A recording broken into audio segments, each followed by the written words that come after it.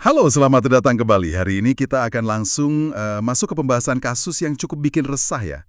Jadi ini soal pengungkapan jaringan penyebar konten pornografi anak dan yang lebih parah lagi incest. Fokusnya di grup Facebook Fantasi Sedara yang sempat ganti nama jadi Sukaduka. Sumber kita ini dari beberapa laporan berita terbaru ya, yang detail soal penangkapan orang-orang yang diduga terlibat. Nah, tujuan kita sekarang ini kita coba urai bareng-bareng. Siapa aja sih yang ditangkap? Perannya apa? Terus apa ya yang mendorong mereka? Dan konsekuensi hukumnya gimana? Semuanya kita dasarkan dari fakta laporan aja ya. Oke deh, mari kita langsung bedah kasus yang, aduh, miris banget ini. Jadi gini, laporannya bilang Bareskrim Polri sama Polda Metro Jaya itu gerak cepat. Mereka nangkap 6 tersangka awal. Maraton gitu, di Jawa Barat, Jawa Tengah, sama Lampung. Peran orang-orang ini beda-beda nih.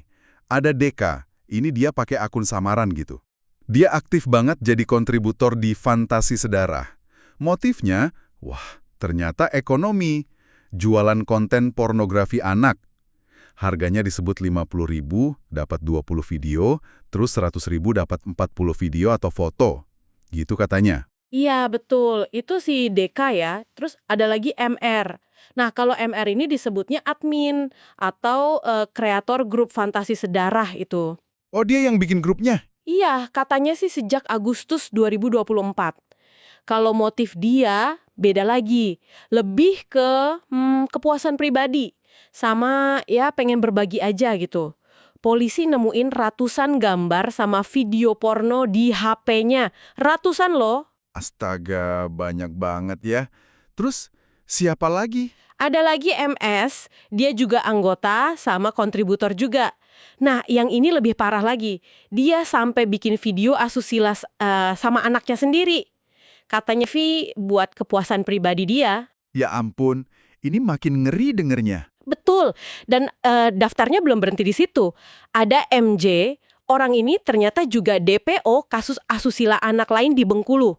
Wah, DPO kasus lain juga. Iya, dia juga bikin konten serupa, korbannya anak-anak juga, laporannya sih ada 4 korban. Terus ada MA, pakai akun Raja Wali, dia ini anggota, kerjaannya ngunduh, terus unggah ulang konten porno anak. Puluhan gambar sama video juga ditemukan di dia. Terakhir, dari yang 6 orang awal itu, ada KA, akunnya temon-temon.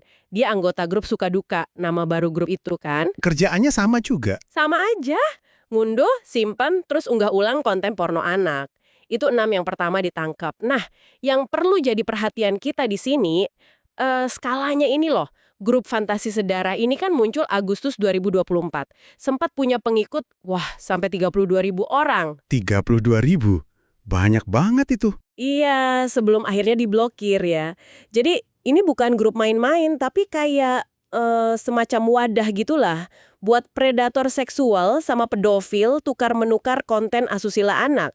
Spesifiknya tema incest, hubungan sedara, grup tertutup kayak gini di medsos memang ya sering jadi celah. Susah diawasi dari luar kan? Iya. 32.000 itu angka yang gede banget. Dan ternyata kasusnya nggak berhenti di situ ya. Ada perkembangan baru lagi. Betul sekali, ada perkembangan terbaru. Polda Metro Jaya ngamanin 1 orang lagi. Kali ini lokasinya di Pekanbaru. Di Pekanbaru. Siapa lagi nih? Nah, ini yang cukup bikin kaget ya. Pelakunya ini ternyata anak laki-laki, usianya di bawah 18 tahun. Hah? Serius?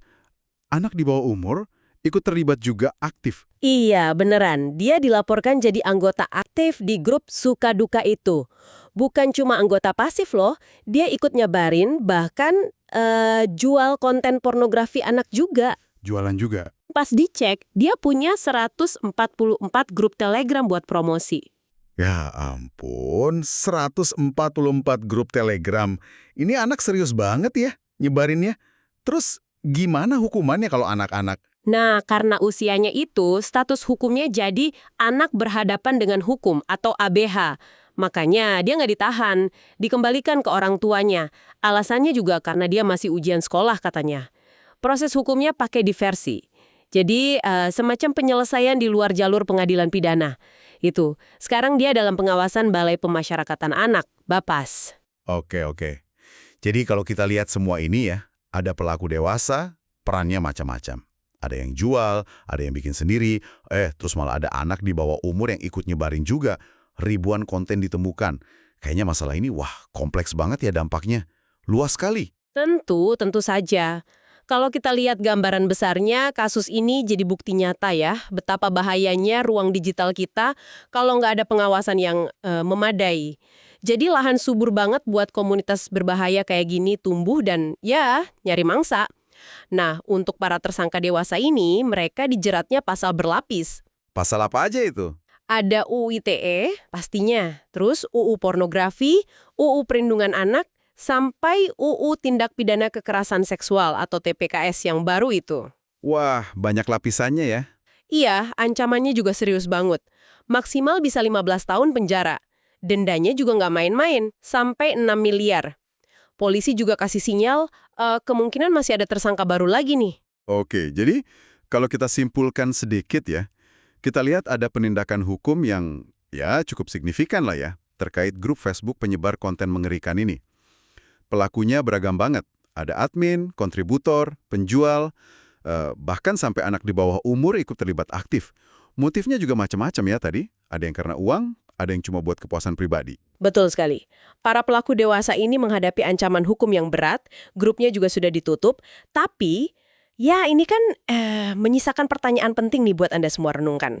Kalau ternyata komunitas kayak gini gampang banget terbentuk dan nyebar luas di internet, bahkan bisa narik anak-anak jadi pelaku atau mungkin korban, terus gimana caranya kita bisa lebih proaktif buat melindungi generasi muda kita di dunia maya ini?